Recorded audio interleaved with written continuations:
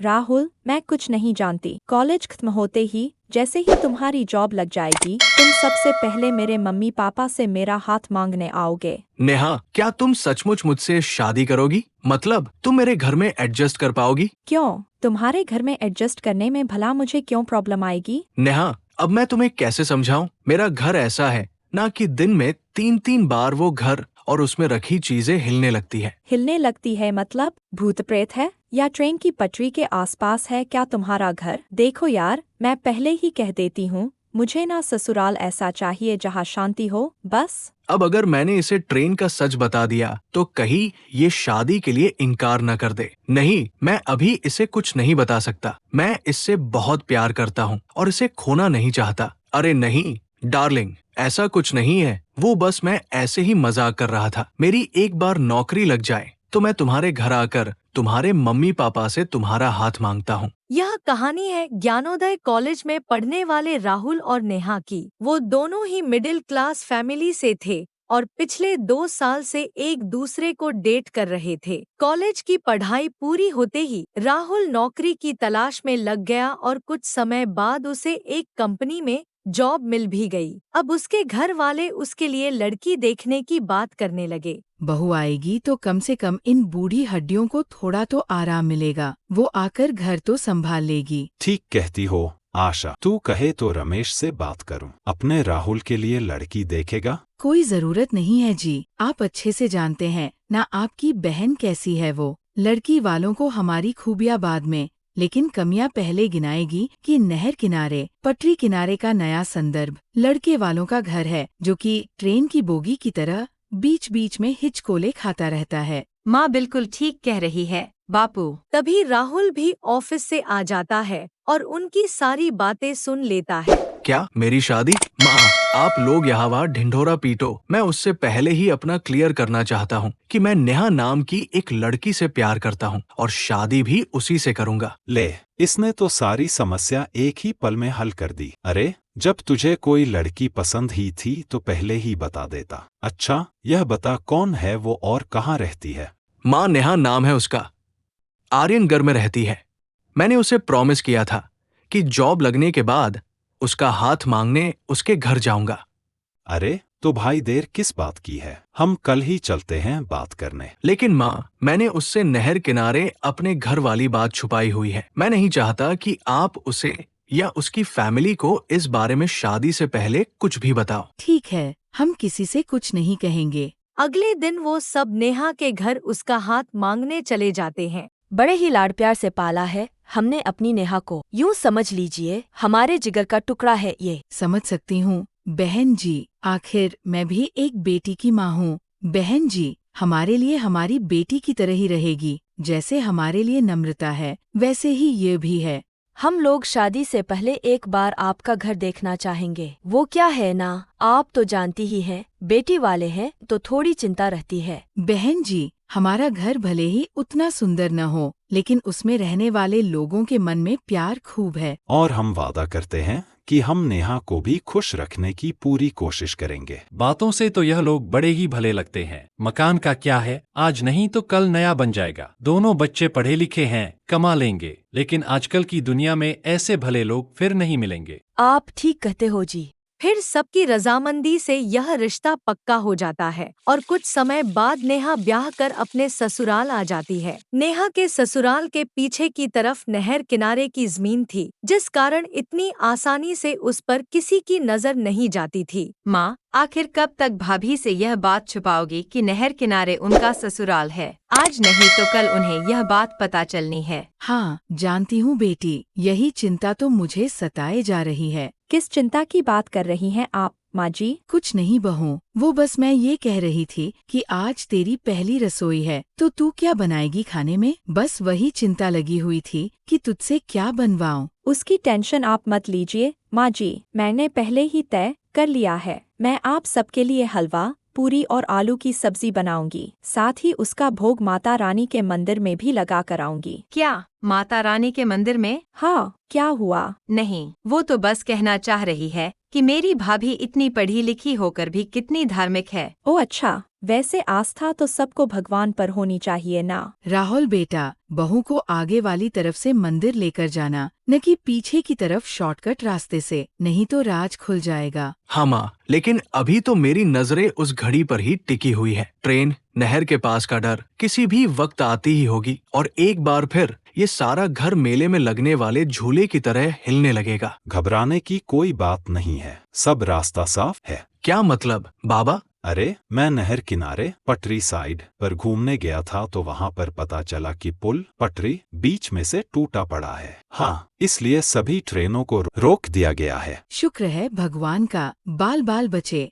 कुछ देर बाद वो माता के मंदिर जाने के लिए राहुल के साथ चली जाती है। ऐसे कुछ दिन बीत जाते हैं। राहुल, अपने ही घर में रोज ऐसे डर डर कर जीना पड़ रहा है जैसे हमने कोई गुनाह कर दिया हो। आखिर बहू से कब तक हम ये सब छुपाते फिरेंगे? एक न एक दिन तो उसे पता चलेगा ही, ना कि हमारे घर नहर किनारे पटरी के पास है। माँ, मैं नहीं चाहता कि वो मुझे छोड़ कर जाए। भाभी इतनी अच्छी है कि हम भी नहीं चाहते कि वो यह घर छोड़ कर जाए।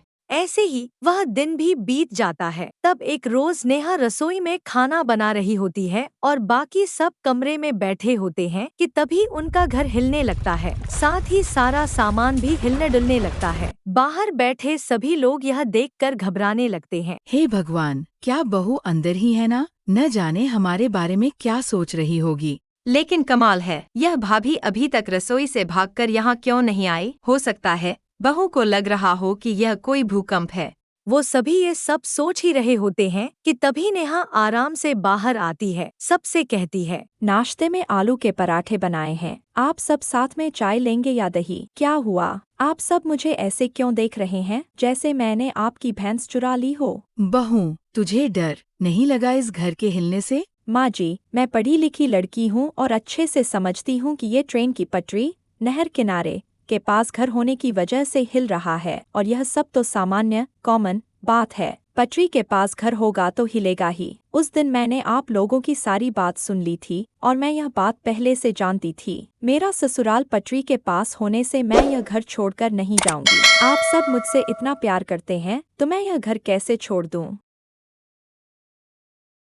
पता नहीं क्या फालतू गिरी है। मुझे खाना बनाना आता भी नहीं है और खाना बनाना पड़ रहा है। अच्छा लगता है, एक अमीर घर की लड़की रसोई में खाना बना रही है। उप्स, कहीं मेरा मेकअप ना खराब हो जाए। ये कहकर आकांक्षा अपने मेकअप छोटे से मिरर में देखकर पाउडर सेटअप करने लगती है। तभी खाना जलने लग जाता है और सांस आ जाती है। हे भगवान, ये खाना कैसे जल गया? बहू, तुम मेकअप कर रही और खाना नहीं देख रही। पहले से इतना पोत रखा है और क्या जरूरत थी तुझे मेकअप करने की? वहाँ सब लोग तेरे हाथ का खाना खाने के लिए बैठे हुए हैं और तू यहाँ मटर कश्ती कर रही है। उप्स, खाना जल गया। कोई बात नहीं माँ जी, आप खाना बाहर से ऑर्डर कर लो, मुझे बनाना नहीं आता। वैसे भी हाँ, वो तो मैं अपनी आंखों से देख रही हूँ, लेकिन ये पहली रसोई की रस्म थी। ये भी तुझे बाहर के रेस्टोरेंट से करवानी है, निकम्मी कहीं की। क्या बोला माँ जी आपने? आपको पता भी है मैं कितने बड़े अमीर घर से आई हूँ। दहेज तो देख लिया होगा आपने मेरा। हाँ, तो तेरे दहेज की चीजों से खाना बनवाए ना। बनाना तो आना चाहिए था ना तुझे। हट जा, मैं ही खाना बना लूँ बस। अपना हाथ लगा देना इस खाने पर। ठीक है माँ जी, मैं हाथ लगा दूंगी। अच्छा है, वरना मेरा नेल एक्सटेंशन खराब हो जाता। फिर करुणा जला हुआ खाना हटा देती है और खुद से छोले पूरी सब्जी रायता बनाकर तैयार कर देती है, जिस पर अमीर बहू का हाथ लगवा देती है और सब खाना खा पाते हैं। अरे भाभी, आपने तो बिल्कुल माँ की तरह खाना बनाया है। मुझे माँ के हाथों का स्वाद याद आ रहा है। अब तो आप ही खाना बनाना। अगर तेरी भाभी खाना बनाएगी ना, तब तो तुझे सिर्फ जला हुआ और बेस्वाद खाना मिलेगा। ये सारा खाना तेरी माँ ने ही बनाया है। वो क्या है ना, मेरी अमीर कल्लो बहू को कुछ आता नहीं है बनाना। माँ जी, आप मेरे बारे में कैसे बोल रही हैं? हाँ, तो जला हुआ खाना नहीं बनाना चाहिए था ना। भगवान, कैसे नखरे दिखा रही है, जैसे कि कहीं की पटरानी हो। काली मटर सी तो शक्ल है, तो ये हाल। अगर गोरी होती तो पता नहीं कितना नाक में दम करती। फिर खाना खाने के बाद सब बहू को नाम के लिए शगुन दे देते हैं। 2-3 दिन और गुजरते हैं। करुणा आकांक्षा को खाना बनाने को कहती है। खाना बनाने की कोशिश में वो फिर से खराब खाना बना देती है, जिसे खाकर घर वाले उगल देते हैं। अरे रहने दो, अब से तुम खाना बिल्कुल भी मत बनाना। करना तुम किसी और से कह देना और खुद भी खाना बना लेना। हाँ जरूर, पता नहीं मैं क्या क्या सोचकर, कितने अरमान से इतने बड़े घर की लड़की को अपने घर में लाई थी कि अच्छा अच्छा खाना बना कर देगी, लेकिन मेरी तो जिंदगी ही बर्बाद हो गई। अब मैं अपने छोटे बेटे की शादी के लिए कोई ऐसी लड़की ढूंढूंगी जिसे कम से कम खाना बनाना तो आता ही हो। क्या बात है माँ जी, आप कुछ मिनमिना रही हैं? तेज बोल दीजिए।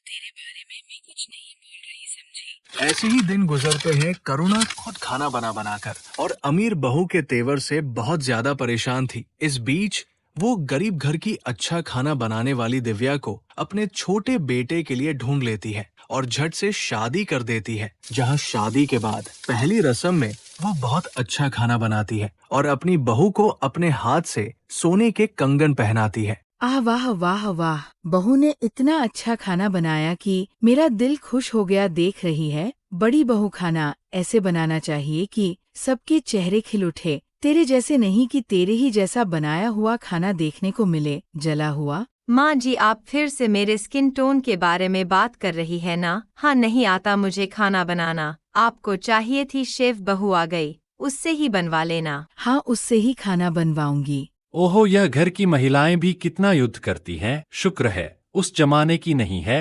वरना तलवार लेकर निकलती। बात तो सही है बेटा। ओहो, तुम तो चुप ही रहो। कुछ दिन गुजरते हैं। घर वाले छोटी बहू के हाथ का खाना खाकर बहुत खुश होते हैं। वही आए दिन आकांक्षा छोटी बहू के खाने में कमी निकाल देती है। व्या, तुम कैसा खाना बना रही हो? इसमें ना नमक है ना मिर्च। वैसे माँ जी तुम्हारी तारीफ करती रहती है। दीदी, खाना बहुत अच्छा बना है, बस नमक कम है, आप ऊपर से डाल लीजिए। मिर्च बिल्कुल ठीक है, अगर इससे ज्यादा आपको खाना है तो आप खा लीजिए।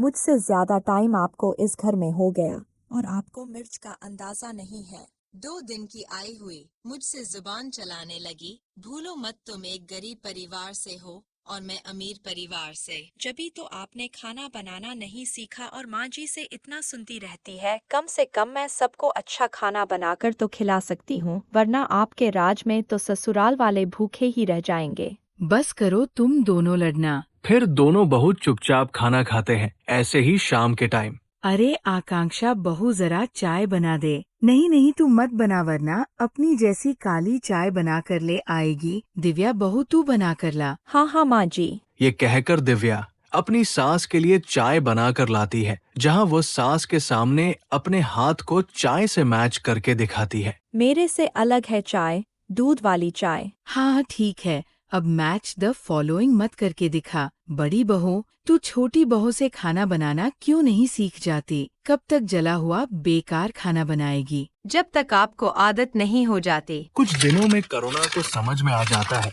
कि वो बिल्कुल भी खाना बनाना नहीं सीखना चाहती, इसलिए वो दोनों बहू की रसोई का बंटवारा कर देती है, जिसे सुन दोनों हैरान हो जाती है। माँ जी, मुझसे कोई गलती हुई है क्या? आप रसोई का बंटवारा क्यों कर रही हैं? सासू माँ, क्यों बंटवारा कर रही हो? मुझे तो खाना बनाना भी नहीं आता। इसीलिए बंटवारा कर रही हूँ ताकि तुझे खाना बनाना आ जाए। वैसे भी तुझे छोटी बहू के हाथ का खाना पसंद नहीं है। कभी वो नमक मिर्च ज्यादा डाल देती है, कभी कुछ, और अपने पति का अलग बनाएगी, और जहाँ मन करेगा मैं उस बहू के हाथ का खाना खा लूंगी। माँ जी, यह गलत है। कोई बात नहीं, मैं अपने लिए मैगी चाय कॉफी बनाकर रह लूंगी। काश दोनों बहू के बीच जो बंटवारा कराया उससे बड़ी बहू खाना बनाना सीख जाए, क्योंकि छोटी बहू तो रह ही लेगी। बंटवारे की शाम आकांक्षा अपने लिए मैगी बनाती है तो उसे भी जला देती है। ओह नो, यह क्या हो गया? मुझसे तो मैगी भी जल गई। सच में मैं किसी काम की नहीं हूँ, पर कोई बात नहीं, भूख लग रही है, जल्दी से ऑर्डर कर देती हूँ। आकांक्षा रसोई में खड़े खड़े फोन पर खाना ऑर्डर करती है। इतने में जली हुई मैगी की बदबू से सांस आ जाती है। ये क्या किया आकांक्षा बहू, तूने मैगी भी जला दिया। सुबह तो तू बहुत कुछ बोल रही थी। तो क्या करूँ माँ जी, नहीं बनी मुझसे मैगी भी। चुल्लू भर पानी में डूब मर। 5 साल का बच्चा भी खुद से मैगी बना लेता है, पर तुझसे वो भी नहीं हुई बहू। क्या दीदी, आप भाई साहब को क्या खाना खिलाओगे? कोई बात नहीं, मैं खाना बना दूंगी। नहीं बहू, मैंने बंटवारा इसलिए नहीं किया कि तू ही खाना बनाएगी। आकांक्षा, खुद अपने पति को खाना बना कर देना, चाहे जैसे भी दे। बंटवारे का मतलब यही है कि अलग अलग खाना खाना होगा अब से। ठीक है माँ जी। फिर दिव्या अपने बंटवारे की तरफ खाना बनाना शुरू करती है और आकांक्षा गुस्से से मुंह फुलाकर कमरे में चली जाती है और उसके ऑर्डर के खाने को ही दोनों पति पत्नी खाना खाते हैं। सुमित बिल्कुल भी बाहर का खाना खाकर खुश नहीं होता। मजबूरन कभी ड्राई फ्रूट्स तो कभी दूध पीकर ऑफिस चला जाता है। बंटवारे के दौरान आकांक्षा कभी खाना जलाती तो कभी खुद भी भूखे पेट रहती। वही दिव्या अच्छा अच्छा खाना बनाकर परिवार को खिलाती है, जिससे आकांक्षा का भी जी ललचाता है। ठीक है, इसने छोले भटूरे बनाए हैं, मैं भी छोले भटूरे बनाऊंगी। हाँ, क्या करना था, कुकर में छोले रखने थे। बनाती हूँ टेस्टी से छोले भटूरे, माँ जी को भी फक्र होगा। ये कहकर आकांक्षा कुकर में छोले उबालने के लिए रखती है और हेडफोन लगाकर साइड में मैगजीन देखने लगती है। आधे घंटे में काफी ज्यादा सीटी आ जाती है और इतने में रसोई में सांस आ जाती है कि तभी कुकर फट जाता है, जिससे छोले और कुकर का ढक्कन हवा में उड़ जाता है। खुशकिस्मती से दोनों बच जाते हैं, पर डरे हुए भी थे। क्या हुआ माँ जी, जेठानी जी, आप दोनों ठीक तो हैं? ये अचानक से आवाज, हे भगवान, ये कुकर कैसे फट गया? ये निकम्मी बेड़ी बेड़ा गर्क करने वाली कल्लो बहू है ना। सब इसी की वजह से हुआ है। किस्मत है इसकी और मेरी कि मैं बच गई, और इस कुकर को भी मेरे आने पर ही ब्लास्ट होना था। अरे, जब तुझे खाना बनाना आता नहीं है तो क्यों बनाने की कोशिश कर रही थी? कुकर में पानी होगा नहीं, और फट गया। माँ जी, मैं देवरानी को देखकर छोले भटूरे बनाने की कोशिश कर रही थी। मेरा भी मन कर रहा था अच्छा खाना बनाने का, पर मुझे नहीं पता था कि कुकर फट जाएगा। तुझे पता है आज कुछ भी हो सकता था, इसीलिए कह रही हूँ कि छोटी बहू से खाना बनाना सीख ले। अरे, अगर कल को वो और हम सब घर वाले यहाँ नहीं हुए, रेस्टोरेंट भी बंद रहा तो तू कैसे खाना खाएगी? थोड़ा तो खाना बनाना सीख ले, चाहे दाल चावल ही सही। मुझसे गलती हो गई माँ जी, पर अब से मैं खाना बनाना जरूर सीखूंगी। दिव्या, तुम मुझे सिखाओगी ना? हाँ दीदी, जरूर। अपने घमंड को छोड़ आकांक्षा